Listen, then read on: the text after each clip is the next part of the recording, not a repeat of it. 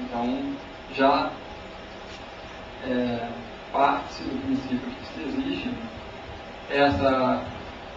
o grau de confiança que podemos ter assumindo que se existe, o que seria possível afirmar em relação aos animais, o grau de confiança dessa relação está exibido na cor da seta.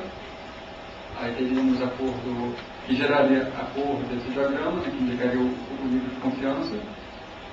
E agora, uma afirmação ainda mais específica seria que gatos possuam psi.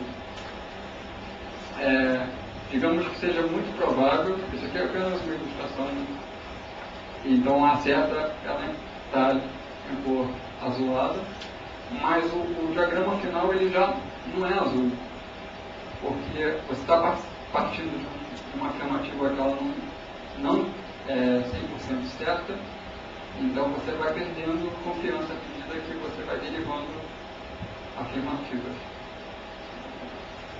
Então aqui seria um quadro mais geral, que seria, isso aqui é uma pequena visão do diagrama, como ele é atualmente exibido. Então a gente tem as hipóteses de psi, as hipóteses de não psi. Aí aqui do lado direito nós temos a hipótese que ela está em cinza, a descrição dela, aí teriam referências dos modelos que ela participa. Então a ferramenta basicamente é uma visualização gráfica dessas relações. E ela pode ser... o interessante dela é que um pesquisador adiciona conteúdo e ele fica disponível na internet para todos os pesquisadores. E o programa ele pode interagir com todos os diagramas gerados por todos os pesquisadores. Então, a ideia é que sirva como uma síntese dos trabalhos e sirva como orientador de experimentos, para que as pessoas elas escolham hipóteses que estejam com maior grau de comprovação para realizarem experimentos e conseguirem avançar o conhecimento de forma mais segura.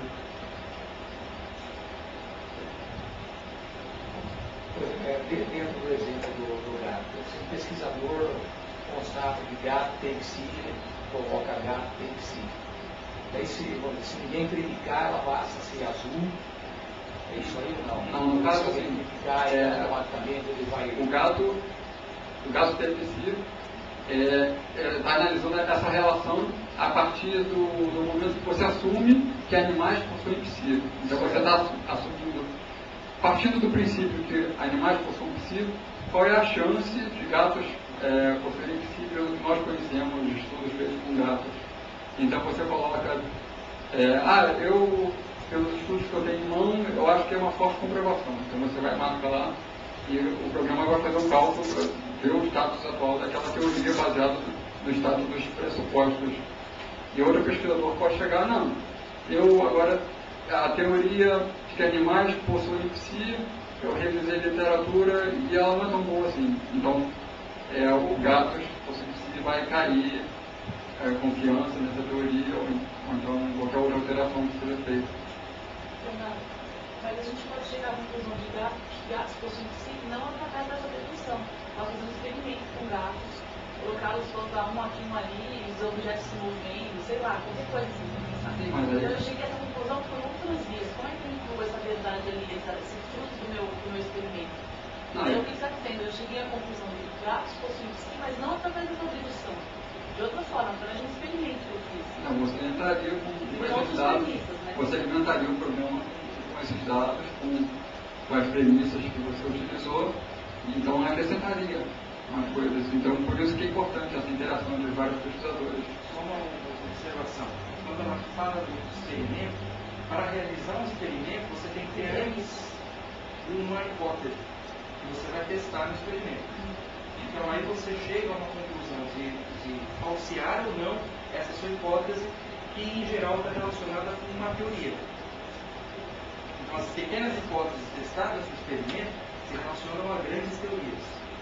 Por exemplo, posso só mostrar um exemplo aqui?